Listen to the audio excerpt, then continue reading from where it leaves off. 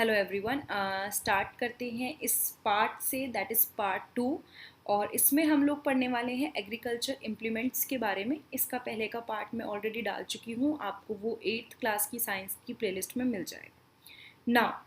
जब हम सीड्स को बोते हैं, ठीक है, बिफोर जब भी सीड्स को बोया जाता है उससे पहले वहाँ पे क्या होता है, सॉइल में बहुत बड़े बड़े क्लम्प्स होते हैं। क्लम्प्स मतलब बहुत पतली सॉइल नहीं, थोड़े मोटे मोटे सॉइल के टुकड़े, उनको हमें तोड़ना ज़रूरी होता है ताकि यील्ड, जो प्रोडक्शन हो, आगे जो क्रॉप्स उगे वो काफ़ी अच्छे से उगे। ठीक है, this is done with the help of various tool. अब इसको करने के लिए हमें चाहिए अलग अलग तरह के टूल्स। जो ये मोटी सी सॉइल है इसको बिल्कुल पतला पतला छोटा छोटा कर देगा और ईजी हो जाएगा हमारे लिए सीड्स को बोना। The main tool use for this purpose are plough, hoe and cultivator. क्या क्या बोला इसने? Plug, hoe and cultivator. अब ध्यान से देखिएगा, प्लग क्या होता है।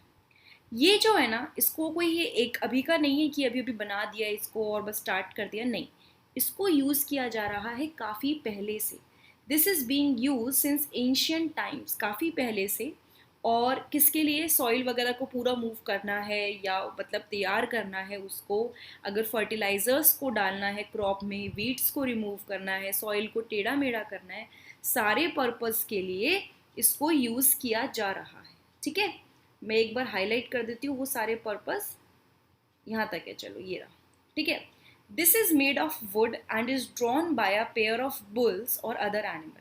इससे पहले कि आपको नहीं समझ में आए क्या होता है, इसको इमेज मतलब बनाना मुश्किल हो, मैं आपको फटाफट से दिखा देती हूँ। ये देख रहे हो, इसको बोला गया है प्लग। ठीक है, ये जो पार्ट होता है ना, ये जो पार्ट है इसे बोला गया है प्लग शेयर। तो आप देखोगे जब ये लोग चलते हैं, जब ये बुल्स चल रहे हैं या कोई भी एनिमल चलता है, तो वो अपने साथ, ये देखो नीचे की पूरी सॉइल जो ये वाले पोर्शन में देख रहे हो ना, मैं इसको कलर से चेंज करके दिखाती हूँ। ये देख रहे हो, यहाँ पे ये सॉइल को पूरा का पूरा प्लग करता है, मतलब उसको उठाता हुआ चलता है तो वो तैयार होती भी जाती है सॉइल। ये जो ऊपर वाला पोर्शन है जो गाय के ऊपर है, दिस इज बीम। क्या है ये? बीम। और इसके अलावा जो ये बीच का पोर्शन है, दिस पोर्शन, मैं इसको इससे नहीं इससे दिखाती हूँ, एक मिनट को। This portion is plug shaft. तो ये प्लग शेयर, ये आपका हुआ बीम, ये पार्ट। ठीक है, ये मिट्टी आप देख सकते हो उठती हुई, and this is plug shaft. ठीक है, क्लियर हुई ना? अब एक और चीज़ पढ़ते हैं इसके बारे में। अब नॉर्मली क्या होता है, इसको बुल्स वगैरह ये सब इसको खींचते हैं, ठीक है। It contains a strong triangular iron strip, जो मैं आपको दिखा चुकी हूँ। आयरन स्ट्रिप होती है बहुत ही स्ट्रॉन्ग, जो कि जिसको हम बोलते हैं प्लग शेयर। तो आपको क्या करना है, ये सारी चीज़ें जो भी इंपॉर्टेंट लग रही हैं इसको एक बार हाईलाइट करते हुए चलना है ना। इसका जो मेन पार्ट है, the main part of the plug is a long log of would. Now ये लॉग ऑफ वुड क्या है, ये देख रहे हो ना, ये पूरा का पूरा देखो, ये जो पोर्शन है ना, मतलब लकड़ी का टुकड़ा, ये पहले ना लकड़ी का बना होता था। तो इसने क्या बोला, विच कॉल्स अ प्लग शाफ्ट। एक बार देख लो, लकड़ी का टुकड़ा जिसको बोलते हैं plug shaft. Okay, this portion is called the plug shaft. ठीक है, हार्ड कुछ भी नहीं है, इसकी फोटो याद रख लेना बस। The main part of the plug is a long, ये प्लग शाफ्ट वाला पॉइंट हो गया। There is a handle at one end of the shaft, the other end is attached to the beam which is placed on the bull's neck. उनकी गर्दन पे होता है, तो वो चलते हैं धीरे धीरे, तो वो साथ में चलता रहता है। One pair of bull has and a man can easily operate the plug. अगर पेयर हो, पेयर मतलब दो बुल्स तो चाहिए ही हमको, दो बुल्स तो चाहिए ही, तो वो इजीली इसको ऑपरेट कर सकती हैं। The indigenous would, that is the indigenous wooden plug is increasingly being replaced by iron plug nowadays. आजकल लकड़ी का यूज नहीं होता, आजकल आयरन का, लोहे का यूज होने लग गया है। ये ये फोटो में देख रहे हो, ये पूरा का पूरा वुडन लग रहा है, बट आजकल ये नहीं होता, आजकल आयरन का होता है। तो पहला जो हमने पढ़ा एग्रीकल्चर इम्प्लीमेंट्स में, एक सेकेंड रुको, उसमें हम लोगों ने जो फर्स्ट है, मैं इसको हाईलाइट कर रही हूँ, ठीक है, ये हमारा फर्स्ट हुआ, तो ये याद रहेगा। नेक्स्ट पे बढ़ते हैं, दैट इज हो। It is simple tool which is use for removing. देखो वीड्स क्या होते हैं, वीड्स आर अनवांटेड प्लांट जो फील्ड में उग जाते हैं, जो हमें नहीं चाहिए, और जो हमारे काम के प्लांट्स हैं उनका न्यूट्रिशन लेते हैं ये वाले वीड्स। तो अब यहाँ पे क्या होगा, ये जो है ना, ये क्या करता है, ये हो जो है, ये इसको अनवांटेड वीड्स को रिमूव करने में और सॉइल को लूज करने में हेल्प करता है। It has a long rod of would और आयरन, एक बड़ी सी रॉड होती है वुड की या आयरन की. A strong broad and bent plate of iron is fix to one of its end. इसको भी देख लेते हैं. ये देखो, ये दिखा रखा है हो. ये मैं आपको एक बार यहाँ पे दिखा देती हूँ. ये रहा वो रॉड जिसकी वो बात कर रहा था. This is bent plate. ये भी धीरे धीरे इसको सॉइल को पूरा का पूरा वीट को रिमूव करता चलता है. Grip, handle and beam. आपको फंक्शन नहीं याद करनी है तो बहुत डिटेल में जाने की ज़रूरत नहीं है, बस नाम याद कर लो. तो पहला मैंने आपको पढ़ाया था एनसीईआरटी में प्लग. दूसरा आपका जो है दैट इज हो. ठीक है, तो ये भूलना नहीं है. ठीक है, चाहे लिख लो अभी की अभी. उसके बाद थर्ड आया कल्टीवेटर. नाउ इसको मैं मार्क कर देती हूँ भाई. Cultivator is third. Now a days plugging is done by tractor driven cultivator. आजकल हर कोई ये यूज़ करता है. यहाँ पे देख रहे हो, ये पोर्शन देख रहे हो, आजकल हर कोई ये यूज़ करता है. The use of cultivator saves labour and time. ना किसी आदमी को परेशान होने की ज़रूरत है, ना किसी एनिमल को परेशान होने की ज़रूरत है. सारा का सारा काम कौन करेगा भाई? यहाँ पे सारा का सारा काम करेगी मशीन. इसलिए यहाँ परेशान होने की ज़रूरत ही नहीं है. ठीक है, तो ये थर्ड हमारा पूरा हो गया. नाउ अगर मैं फटाफट से रिवाइज कराऊं तो एग्रीकल्चर इम्प्लीमेंट्स में क्या क्या आया. पहला हमने पढ़ा था प्लग, जो ये देख सकते हो, जिसकी जो आपके एनिमल की हेल्प से हो रहा था. हो वीड रिमूव करने में हेल्प करता है. उसके बाद हम लोग आ गए कल्टीवेटर्स पे. ठीक है, जो बेसिकली मशीन से काम करता है. Now sowing. नाउ सोइंग का मतलब नहीं सोना नहीं है. सोइंग का मतलब होता है सीड्स को बोना. ठीक है, देखो, sowing is an important part of crop production. Before sowing good quality clean and healthy seeds of a good variety are selected. क्या किया जाता है? हमें किसी भी बीज को उगाना है, उससे पहले ज़रूरी है कि बेस्ट से बेस्ट सीड जो मार्केट में है उसको लेके आ जाए. ठीक है, खराब सीड्स उगाए तो बेकार क्रॉप्स उगेगी, क्या पता उगे भी ना. बहुत सारी चीज़ें हो सकती है जो हमें अवॉइड करनी है. ठीक है, तो इसने क्या बोला, before sowing good quality clean and healthy seeds of a good variety are selected. Farmers prefer to use seeds which give high yield. यानी कि फार्मर्स ऐसे सीड्स प्रिफर करते हैं जो मतलब बाद में खूब उपजाऊ हो, जो बाद में खूब अच्छी ईल्ड दे. मतलब यील्ड मतलब क्या होता है? सपोज आपने कॉटन उगाई, ठीक है,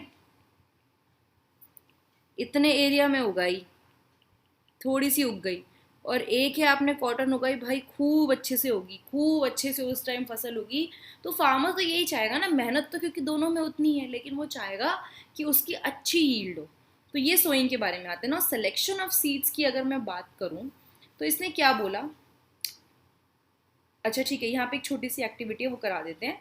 one day I saw my mother put some gram seeds in a vessel and pour some water on them.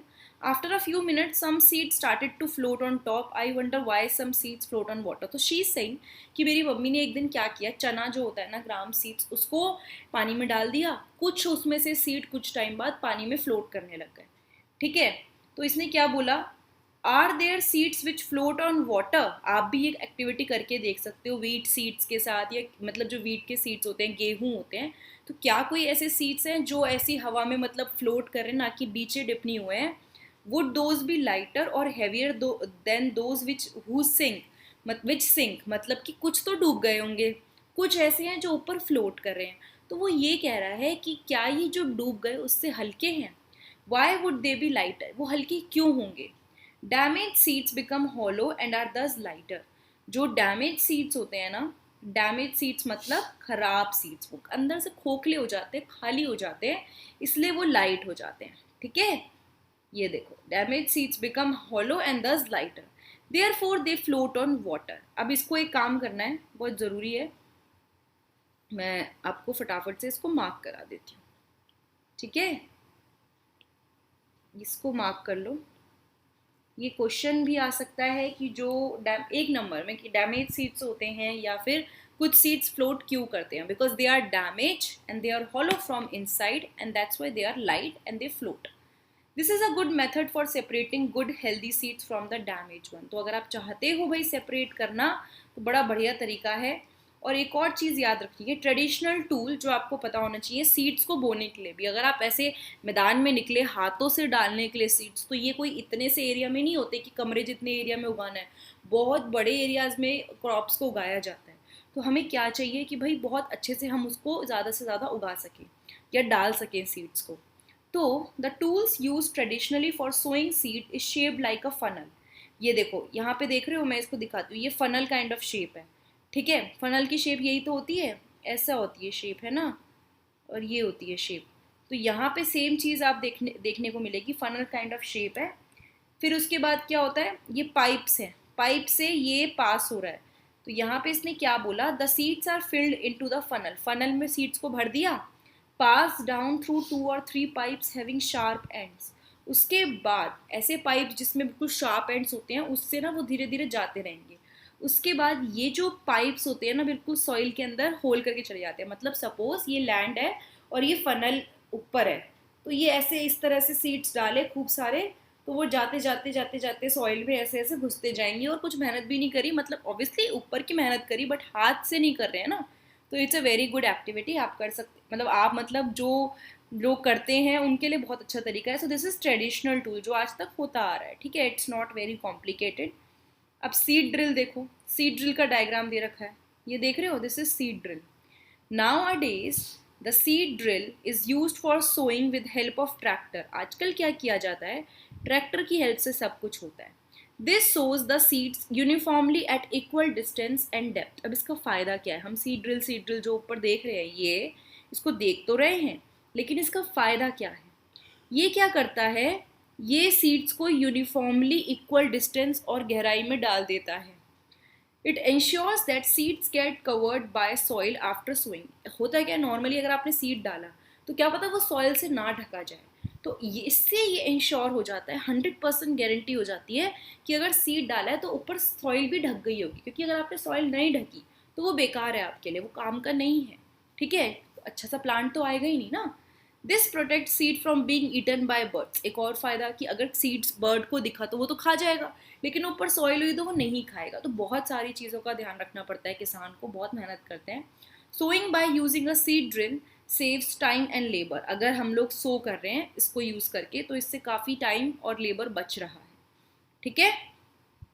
Now last थोड़ा सा पार्ट पढ़ लेते हैं। That is, appropriate distance between the seed is necessary to avoid overcrowding of plants। एक छोटा सा example देती हूँ, ध्यान से समझना, ठीक है। ये एक एरिया है, ये रैंडमली एक एरिया है, ठीक है। मैंने क्या किया, अच्छा ये वाला आपको नहीं दिख रहा होगा, just give me a minute, this is another area. ये 2 एरिया हो गए, एक में आपने सीड्स को, ठीक है, मैं भी सीड्स बनाने वाली हूँ, 1 मिनट दो, ठीक है। ये ग्रीन कलर के सीड्स बना रही हूँ, एक में आपने ये ऐसे ऐसे ऐसे ऐसे डाल दिए, और एक में आपने ऐसे डालें, बहुत मतलब इक्वी डिस्टेंस इन एवरीथिंग। तो ज़्यादा बेटर प्रोडक्शन किस में होगा, इस वाले में बेटर प्रोडक्शन होगा। क्यों, क्योंकि आपने क्या किया है मैं आपको बता देती हूँ, यहाँ पे क्या पॉइंट लिखा है, appropriate distance between the seed is necessary to avoid over crowding of plants. जब आप ऐसा करते हो तो प्लांट्स ऐसा नहीं है कि एक साथ उग गए एक ही जगह पे, ओवर क्राउडिंग नहीं होती है, हर कोई प्लांट एकदम इक्वल डिस्टेंस पे अच्छे से उगता है। प्लांट्स क्या करते हैं, इस वजह से सफिशिएंट उनको सनलाइट, न्यूट्रिएंट्स एंड वाटर मिलता है सॉइल में से। At times a few plant may have to be remove to prevent overcrowding. कई बार कुछ प्लांट्स को हटाना भी पड़ता है ताकि ओवर क्राउडिंग ना हो। मतलब कई बार ऐसा हो जाता है ना कि सपोज एक ही एरिया में एक ही पे एक के ऊपर एक पे मतलब कई सारे सीड्स डल गए हैं तो वो सारे उगेंगे, उससे बेटर है कि हम ओवर क्राउडिंग कैंसिल करके उन प्लांट्स को हटा दें। तो मैं फटाफट से क्विक रिवीजन कराती हूँ अभी क्या क्या पढ़ा हमने। सबसे पहले हमने एग्रीकल्चर इम्प्लीमेंट्स में पढ़ा प्लग, ठीक है, फर्स्ट पॉइंट। मैं पूछती चलूँगी, आई होप आप चेक करते चलें, ये हमारा क्लियर हो गया। तो अगर आप नोट्स बना रहे हो और पूरा नहीं लिखना चाहते हो तो सिर्फ इसको भी लिख सकते हो ताकि याद रहे। फिर हमने पढ़ा हो, और आप इनके डायग्राम्स याद रखना, आपको समझने की ज़रूरत नहीं पड़ेगी फिर पढ़ के एक एक वर्ड, अगर आपको डायग्राम याद है। फिर हम आ जाते हैं, फिर हमने पढ़ा कल्टीवेटर, ठीक है, ये आपको दिख रहा होगा, ये है कल्टीवेटर। फिर हम आ गए सोइंग पे, ठीक है। उसके बाद हम लोग आ गए, रुक जाओ मैं बताती हूँ, ट्रेडिशनल टूल, ठीक है। ट्रेडिशनल टूल में मतलब सीड्स को बोने के लिए ये तरीका फनल वाला था, ये एक तरीका था। और फिर अब जो आजकल यूज़ हो रहा है ये है सीड ड्रिल। सीड ड्रिल से अच्छे से सॉइल भी कवर हो जाती है, सीड्स बच भी जाते हैं प्लांट से, बहुत सारे फायदे होते हैं, ठीक है। तो ये सारे बेनिफिट्स हमने पढ़ लिए हैं। आई थिंक ये वीडियो आपको अच्छी लगी होगी। नेक्स्ट वीडियो में हम लोग पढ़ेंगे about adding manure and fertilisers. और इससे पहले वाले पार्ट में, जो अभी इससे पहले वाला पार्ट था, उसमें मैंने आपको ये प्रिपरेशन ऑफ सॉइल और ये बेसिक इंट्रोडक्शन कराया था। तो कुछ नहीं करना है, अगर आपको ये वीडियोस देखनी है और अच्छा लग रहा है, समझ में आ रहा है, तो 8th साइंस की आप खोलिए प्लेलिस्ट, वहाँ पे जाके इसके पार्ट्स देख लीजिए, पार्ट 1, पार्ट 2, पार्ट 3 ऐसे करके मैंने डाला है। प्लस उसके अलावा 8th के और सब्जेक्ट्स के भी मैंने वो बना रखे हैं, जिसे कहते हैं प्लेलिस्ट। आप चेक कर सकते हैं, नीचे डिस्क्रिप्शन बॉक्स में टेलीग्राम का लिंक दिया हुआ है, वो ज़रूर ज्वाइन कर लीजिएगा, उस पर मैं लिंक भेज दूँगी चैप्टर्स के। एंड इसके अलावा चैनल को सब्सक्राइब करना अगर ये वीडियो आपको अच्छी लगी। Thank you so much.